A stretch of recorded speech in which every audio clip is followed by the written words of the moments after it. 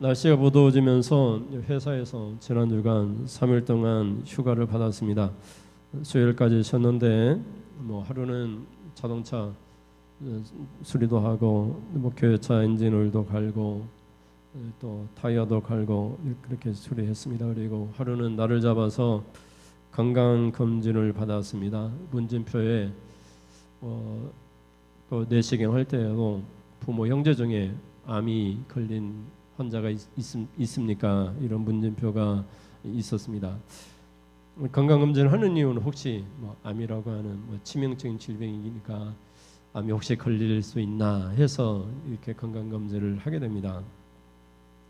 근데 50대가 접어들면서 이제 대장도 약간 걱정이 되니까 대장 내시경도 한 4년에 한 번씩은 하는 것 같습니다. 그러니 이제 건강을 늘 검진해서 이상이 생기면 또 혹시 암세포라도 이렇게 생기면 그걸 제거하기 위해서 이 내시경은 필수적으로 하는 것 같습니다. 다른 거야 시력 검사 이런 청력 검사 이런 거 크게 대수롭지 않고 일반적인 그런 체력 검사를 할 수 있고 중요한 것은 이 내시경입니다. 그러면은 내시경을 하고 혹시 용종이라도 생기면은 암이 발생 가능성이 있으니까 그걸 제거하게 되는 것입니다. 내시경을 하면은 이제 전에 알았던 이염의 흔적들이 좀 남아 있기도 하고 그렇습니다.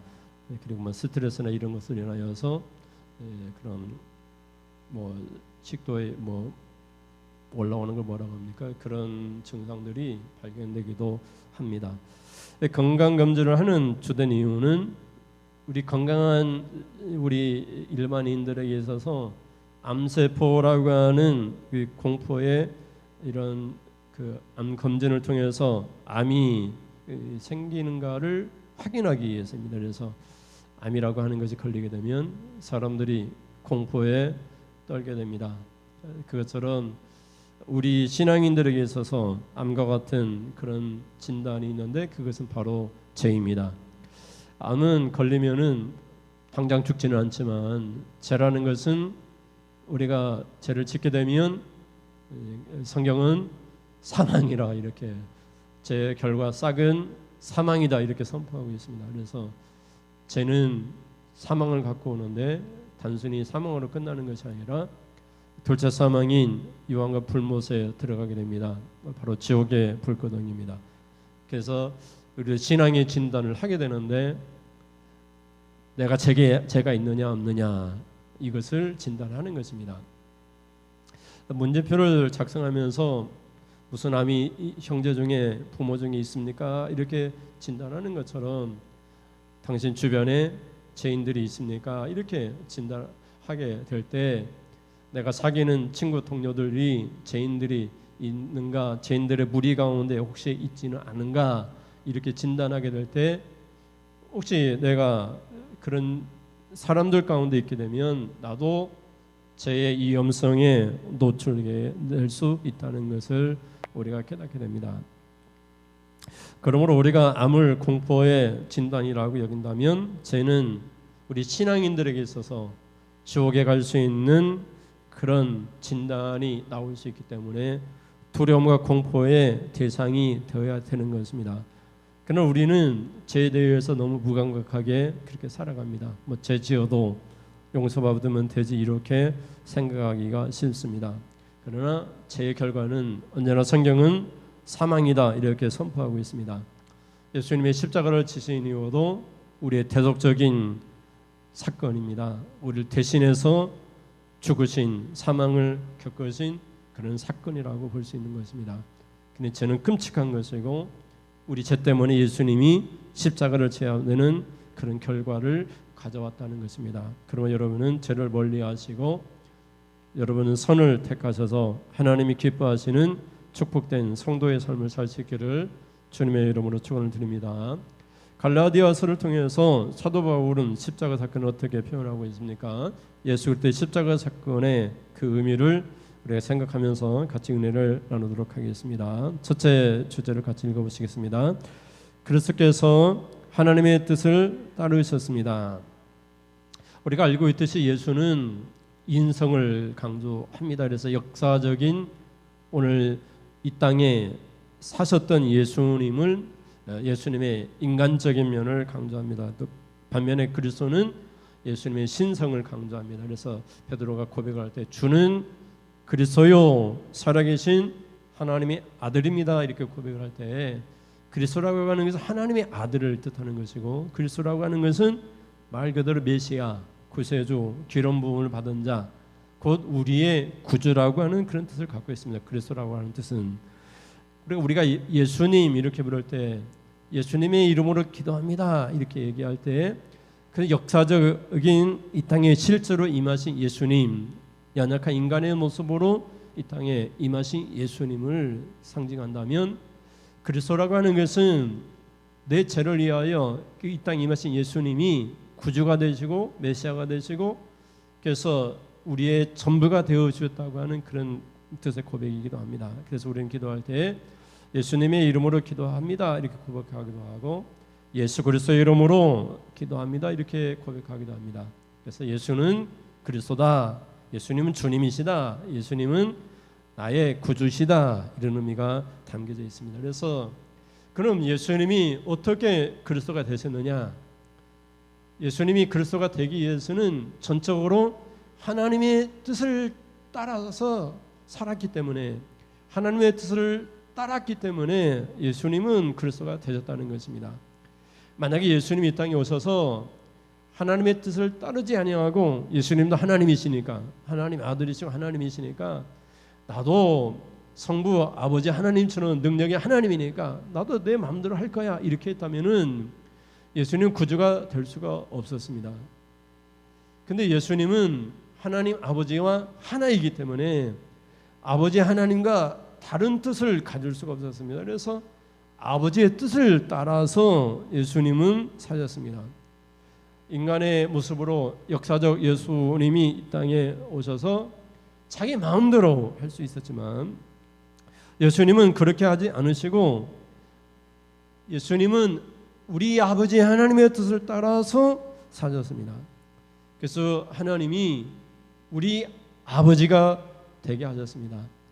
감히 인간이 피조물이 조물주 하나님에게 하나님을 향하여 아버지라 부를 수 있는 그런 특권을 허락하도록 예수님이 하나님의 뜻을 따라 사신 것을 볼 수 있습니다. 이것은 완전한 우리 신분과 지위의 변화인 것입니다. 마치 거지집에 살고 있는 사람이 부잣집으로 이동하는 것과 같습니다. 마치 이 땅에 살아가는 평범한 사람이 궁궐에 들어가서 왕자나 왕이 되는 그런 놀라운 신분의 변화를 가져오게 한 것입니다. 그래서 이 놀라운 사건을 우리에게 주시기 위해서 예수님이 하나님 아버지의 뜻을 따랐습니다. 그래서 아버지의 뜻은 언제든지 죄인된 인간이 지옥의 형벌에서 구원받아 하나님의 천국 백성이 되는 것이 아버지의 뜻이었는데 그 방법은 오직 예수 그리스도밖에 없다는 것을 아시고 예수 그리스도를 이 땅에 보내신 것입니다. 그래서 갈라디아서 1장 4절은 이렇게 선포합니다. 같이 보시면 그리스도께서 하나님 곧 우리 아버지의 뜻을 따라 이 악한 세대에서 우리를 건지시려고 우리 죄를 대속하기 위하여 자기 몸을 주셨으니 아멘. 그래서 그리스도께서 우리 주님께서 우리 예수 그리스도께서 하나님 뜻을 따라 사셨습니다. 그래서 우리가 하나님을 우리 아버지라 부를 수 있는 그런 특권과 그런 권세를 우리에게 허락해 주셨습니다. 여러분 회사를 다니면은 회사에 여러 가지 규정들이 있는데 국가가 정한 규정들도 있습니다. 국가가 정한 지침들이 있는데 특별히 산업안전보건법에 의하면은 각 모든 직원들은 사무직은 2년에 한 번씩 건강검진을 받고 일반 노동 근로자들은 비사무직 근로자들은 1년에 한 번씩 건강검진을 받도록 되어 있습니다. 만약에 이것을 지키지 않으면 사업주인 이렇게 회사에다가 벌금, 과태료를 물게 되어 있는데 과태료가 최대 1,000만 원 가량 물게 되어 있습니다. 그리고 근로자가 회사가 건강검진에 신고해가지고 이 직원은 우리의 사무직, 비사무직 직원인데 건강검진 받도록 해주세요 해가지고 신고를 했는데, 근로자가 만약에 건강검진을 받게 되지 않으면 300만 원 이하의 벌금을 물도록 되어 있습니다. 근데 각 개인의 한 사람 한 사람이 만약에 10명이면 10명이 30만 원 최대 받을 벌금 과태료를 물게 되는데, 10명이면 그 액수가 엄청 많게 됩니다. 그래서 회사에서는 1년에 한 번씩 또는 2년에 한 번씩 직원들에게 건강검진을 받도록 그렇게 요구를 하고 있는 것입니다. 그러면 여러분 건강검진을 받게 될 때 여러분 일반인들에게도 2년에 한 번씩 국가에서 건강검진을 받도록 그렇게 권고하고 있습니다. 그래서 만약 건강검진을 받게 되지 않으면 어떤 큰 병이 생길 때 국가에서 책임을 지지 않습니다. 건강검진의 혜택을 주지 않습니다. 우리가 보험료를 내도 갑자기 암에 걸리게 되면 2년 동안 건강검진을 받게 되지 않으면 그 국가에서 정한 건강 그 보험 혜택을 받지 못하게 되어 있습니다. 그래서 여러분이 어떤 일이 있어도 2년에 한 번씩은 건강검진을 받아야 됩니다. 나는 건강하니까 괜히 이대시경 해가지고 다른 사람의 그 세포가 그런 병 세포가 나한테 옮기지 않을까 이렇게 해가지고 받지 않게 되면 나중에 우리가 어려움을 당할 수 있습니다. 여러분이 건강검진을 받게 되는 건 국가가 정한 지침입니다. 그래서 우리가 어떻게 해요? 할 수도 있고 안 할 수도 있습니다. 그러나 하는 것이 마땅한 것이고 안 하는 것은 결국 우리에게 손해가 갈 수 있습니다. 이와 마찬가지로 하나님이 뜻을 정했습니다. 예수님이 하나님의 뜻을 따르느냐 안 따르느냐는 전적인 예수님의 주권적인 선택입니다. 그러나 하나님의 뜻을 따르는 것이 예수님도 구주 그리스도가 되는 특권이기도 하고, 하나님의 뜻을 따르는 것이 인간을 구원하기 위한 하나님의 뜻이기 때문에 우리가 하나님을 아버지라 부를 수 있는 그런 놀라운 은혜이기도 한 것입니다. 근데 여러분 알고 있듯이 우리가 2년에 한 번씩 건강검진을 하면은 여러분 병원에다가 진료비를 우리가 검진비를 내지 않습니다. 회사에도 마찬가지입니다. 이 사람이 우리 회사의 직원입니다라고 건강검진 그 공단에다가 이렇게 신고를 하게 되면 회사에서는 돈 한 푼도 안 내고 건강검진에서 모든 비용을 다 댑니다. 근데 이것을 잘 시행하지 않는 회사들이 많이 있는 것 같습니다. 여러분 우리가 이렇게 신앙생활하면서 주님의 뜻을 따를 때 우리에게는 아무런 비용이 들지 않습니다. 우리가 하나님의 뜻을 따르면 손해보느냐? 절대 아닙니다. 하나님의 뜻을 따르면 우리에게 축복이 우리에게 하나님께서 쏟아 부어 있습니다.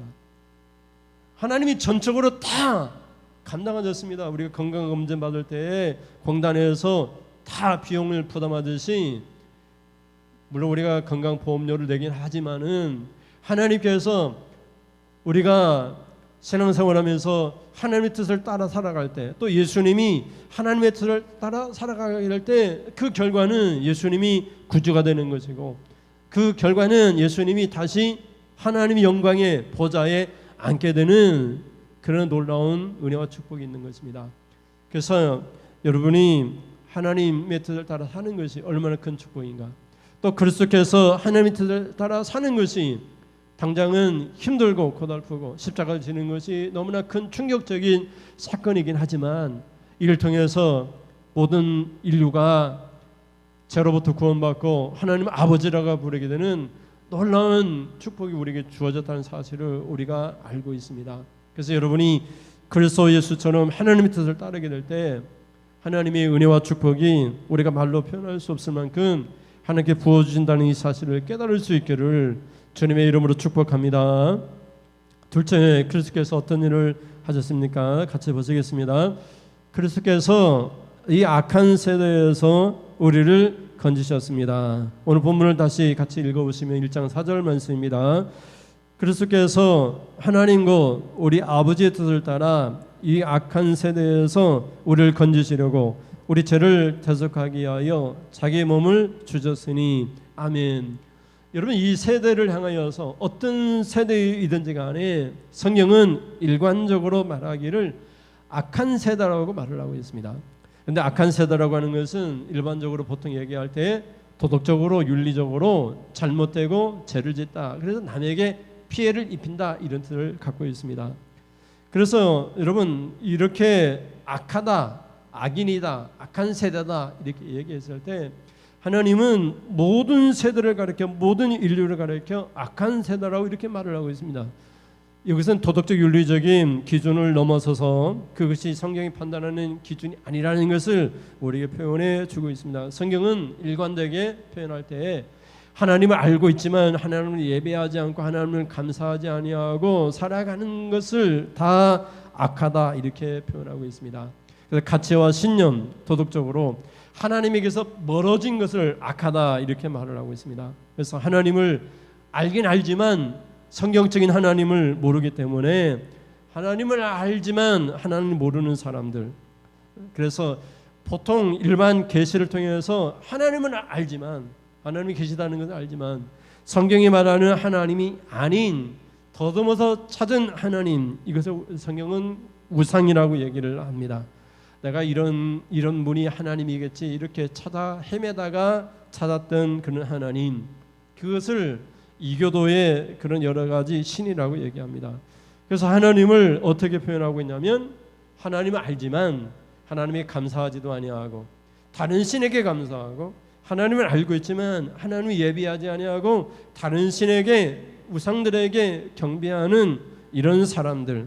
그래서 하나님께서 하나님 형상으로 지음받은 인간이 하나님만 예배하고 하나님만 찬양해야 되는데 오히려 하나님께서 조물주 창조자가 되시고 창조하신 피조물을 가지고 하나님이라고 조물주 창조자라고 하니까 하나님께서 거기서 모욕과 경멸감을 느끼시는 것입니다.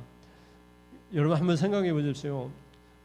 여러분이 자녀를 낳았는데 엄마가 예준을 낳았어요. 그래서 예준이에게 엄마가 이런저런 걸 사주고 그랬어요. 그래서 장난감도 주고 로봇도 사주고. 그런데 얘기하는 거예요. 예준이가 엄마 나는 이 장난감 로봇가 엄마보다 더 중요해. 나 엄마하고 노는 것보다 장난감과 노는 것이 더 좋아. 나는 장난감을 더 아끼고 더 사랑할 거야. 이렇게 한다면 이게 얼마나 부모의 입장에서 속상한 일입니까? 그래서 하나님이 천지의 모든 만물을 창조하시고 인간에게 다스리라 만물을. 근데 하나님께서 만물 다스리라고 주신 여러 가지 피조물들을 가지고 인간이 그걸 가지고 조각을 하고 만들고 금칠을 해가지고 그 피조물을 하나님이라고 이렇게 말하게 된 것입니다.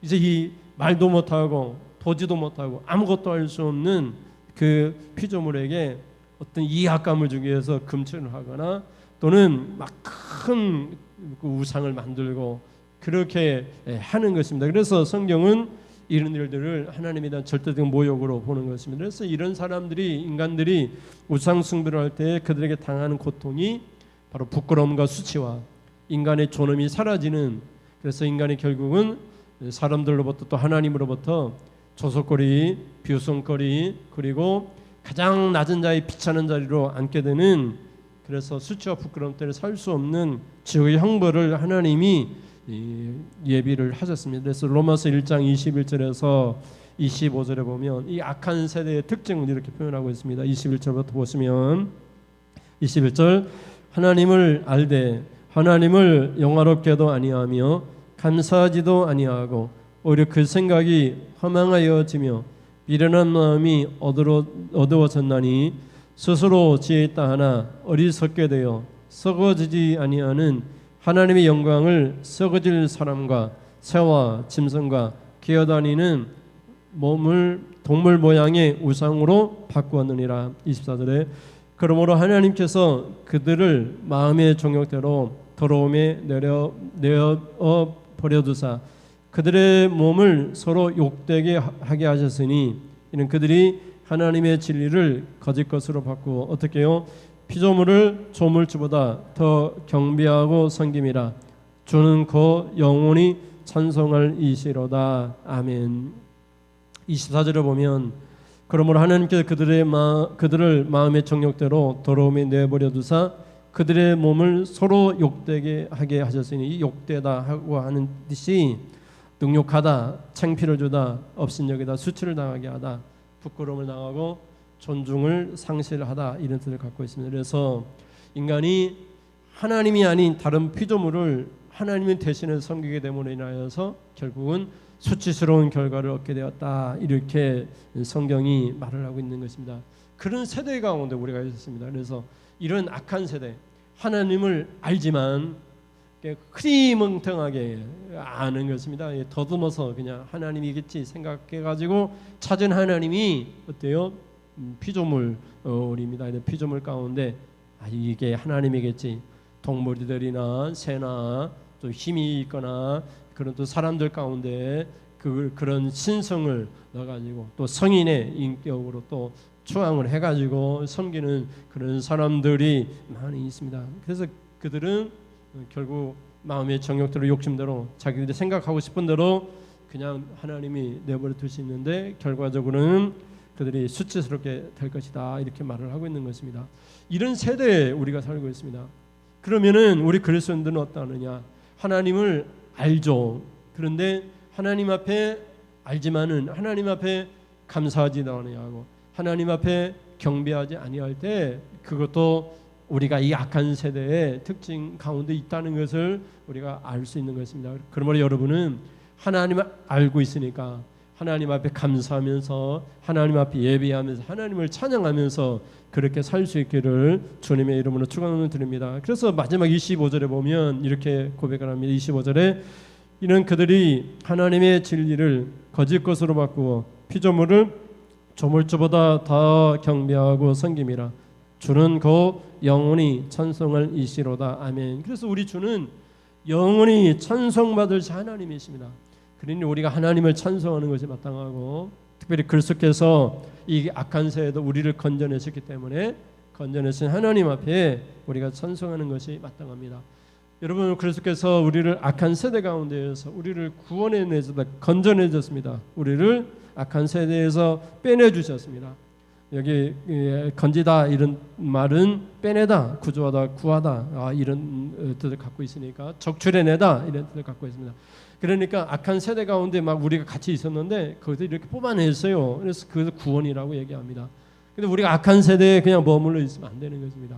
근데 악한 세대의 특징은 하나님을 알지만 하나님을 피조물로 바꾸고 또 피조물을 더 경배하고 하나님을 알지만 피조물을 하나님이라고 얘기하고, 이 성경에서 로마서에서 하나님을 버러지 형상으로 바꿨다 이렇게 얘기하고 있는데 하나님 앞에 감사하지도 예배하지도 경배하지 않는 것이 악한 세대의 특징입니다. 그러니까 우리가 거기서 구원받았으니까 이제 하나님을 제대로 알고 하나님을 감사하고 하나님께 예배하고 찬양하고, 여기 25절에 얘기하는 것처럼 주는 것 영원히 찬송할 이시로다. 우리 주님을 찬송하면서 살 수 있기를 바랍니다. 그것이 그리스도께서 우리를 건져내신 놀라운 은혜인 것입니다. 마지막으로 셋째 같이 보시면 그리스도께서 자기 몸을 주셨습니다. 우리가 지난주에 요엘서의 말씀을 읽으면서 하나님께서 어떻게 해요?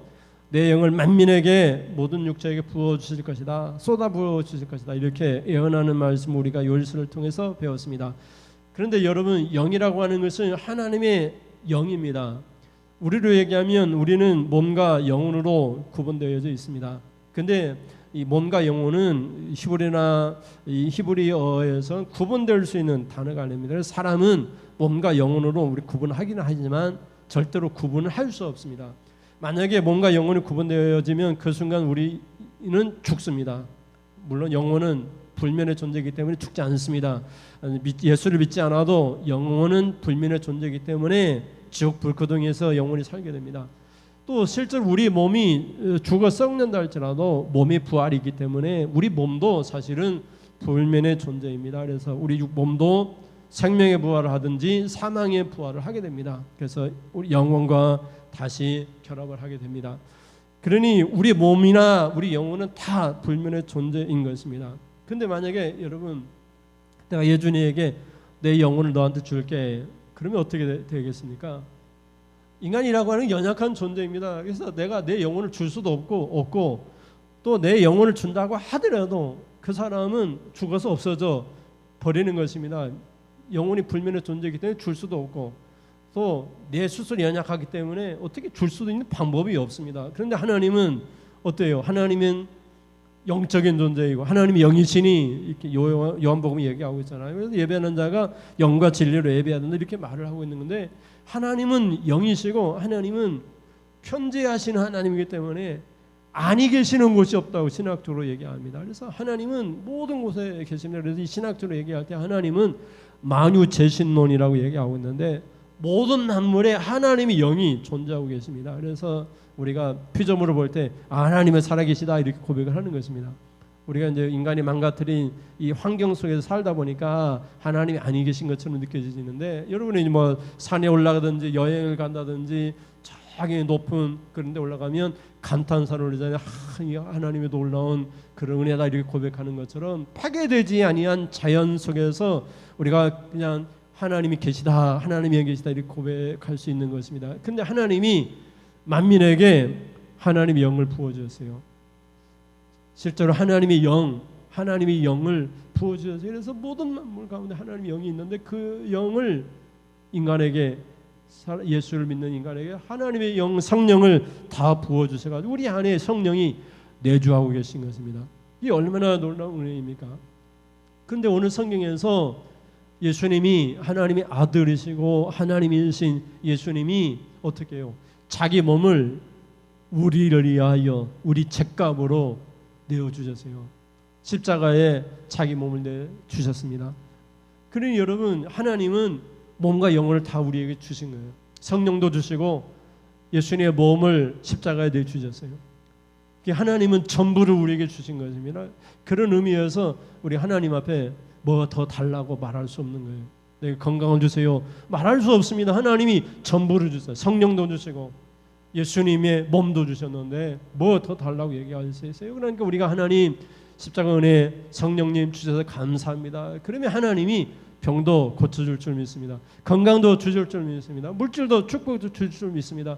근데 하나님께 받은 것이 없다고 더 달라고 이렇게 자꾸 때를 쓰게 되면 하나님께서 왜 은혜를 모르냐고 내 몸도 주고 내 영도 부어주었는데 뭐가 부족하냐고 내가 모든 것들을 줄 수 있는데 너에게 모든 것을 줄 수 있는 그런 자격이 되지 않는다고 이렇게 하나님이 말씀하시는 것입니다. 하나님이 조건을 우리에게 주셨다는 게 하나님 말씀이고 말씀에 순종하고 따라가고 성령에 순종하고 살아가는 사람들이 하나님이 아낌없이 우리에게 부어주신 그런 하나님이십니다. 그래서 여러분 갈라디아 1장 14절 오늘 4절 본문에서 이렇게 말씀합니다. 같이 보시면 그리스도께서 하나님 곧 우리 아버지의 뜻을 따라 이 악한 세대에서 우리를 건지시려고 어떻게 해요? 우리 죄를 대속하기 위하여 자기 몸을 주셨으니 아멘. 죄를 대속하는 대속의 죄값으로 하나님이 지불하셨는데 그 지불한 값이 돈으로 지불한 것이 아니라 자기 몸으로 주셨어요. 자기 몸으로 우리 몸을 대신해 주셨어요. 한번 생각해 보십시오. 이제 예준이가 나한테 1억을 빌렸어요. 그러면 내가 예준이한테 뭘 줘야 돼요? 1억을 줘야 돼요? 안 줘야 돼요? 줄 때 1,000만 원만 주고 이제 다 됐어 이렇게 말할 수 있어요? 없어요? 예준이가 나한테 100만 원 줬는데 내가 10만 원 주면서 이제 됐어 끝났어 셈이 끝난 거야 이렇게 말할 수 있어요? 없어요? 없죠. 그것처럼 여러분 예수님께서 우리에게 이렇게 우리의 죄값으로 어떻게 해요? 죄값 우리의 몸의 값으로 지불해야 되는데 어떤 걸로 우리의 몸의 값을 지불할 수 있겠어요? 죄값을 지불할 수 있겠어요? 그 상응하는 몸값을 뭘로 지불할 수 있겠어요? 돈으로 안 되는 거잖아요. 그래서 예수님이 우리의 몸값보다 더 크고 엄청난 자신의 몸을 내주신 겁니다. 죄값으로. 그래서 죄값을 갚기 위해서 충분할 만큼 하나님이 자기 몸을 내주셨어요. 그래서 우리의 죄값을 갚고도 남는 거예요.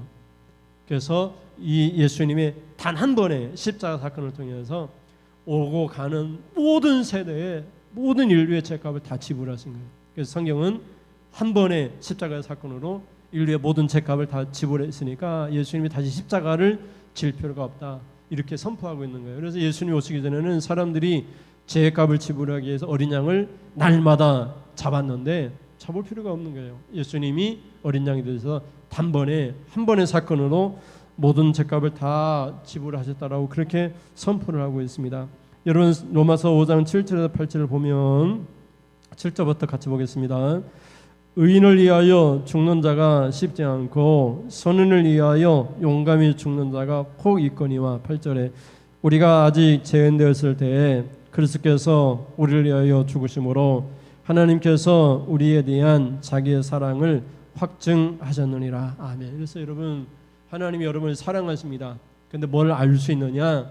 여기 성경이 확실하게 증표로 우리에게 남겨주셨는데 그것이 하나님께서 그리스도를 십자가에 죽게 하신 것이 하나님의 사랑의 증표다 이렇게 말을 하고 있는 것입니다. 그래서 여러분 하나님의 사랑을 받은 적이 없다, 하나님 나를 사랑한 적이 없다 이렇게 말한다는 것은 우리의 믿음이 잘못된 것이고 십자가만 생각하면 하나님의 사랑이 전부를 주셨다는 것을 깨닫게 됩니다. 하나님은 자신의 몸을 전부를 주셨고 하나님은 지금도 성령을 우리에게 아낌없이 부어주셔서 이 험난한 악한 세대 가운데에서 우리를 건져내신 것으로 끝나는 것이 아니라 이 악한 세대의 길도 걸어가지 않도록 거룩한 성령을 주셔가지고 이게 거룩한 길이다, 이것이 축복받는 길이다, 성령을 통해 날마다 우리에게 얘기를 해주시고 그 성령의 교통하신 코이노니아 대화가 날마다 있는 것입니다. 이것을 가르쳐 우리가 신앙생활에서 우리가 예수님과 우리가 걸어가는 신앙의 길이라 이렇게 말을 하는 것입니다. 그래서 여러분이 성령도 주시고 예수님도 주시고 우리에게 모두 전부를 주신 하나님의 은혜로 날마다 살아가시고 성령님과 함께 대화 가운데 은혜로 살아갈 수 있기를 주님의 이름으로 축복합니다. 우리 찬송하면서 기도하겠습니다.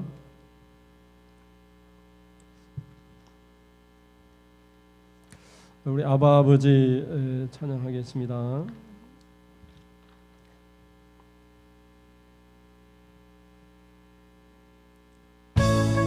하나님이 나를 안으시고 바라보시고 나를 도와주시고 힘주시고 우리 전부를 주시고 영도 주시고 몸도 주신 하나님 아버지 아버지 나를 안으시고 바라보시는 아버지 아버지 나를 도우시고 힘주시는 아버지 주는 내 마음을 고치시고 볼 수 없는 상처 만지시네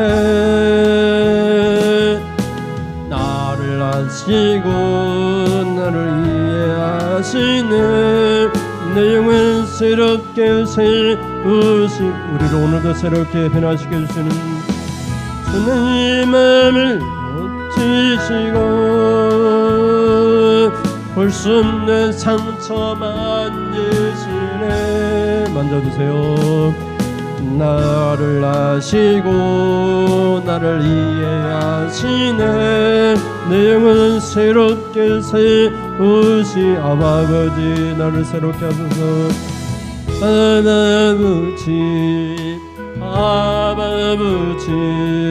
나를 안으시고 바라보시는 아버지 나를 도우시고 인도시는 아버지 주는 내 마음을 고치시고 볼 수 없는 상처 만지시네 나를 아시고 나를 이해하시네 내 영을 새롭게 세우시네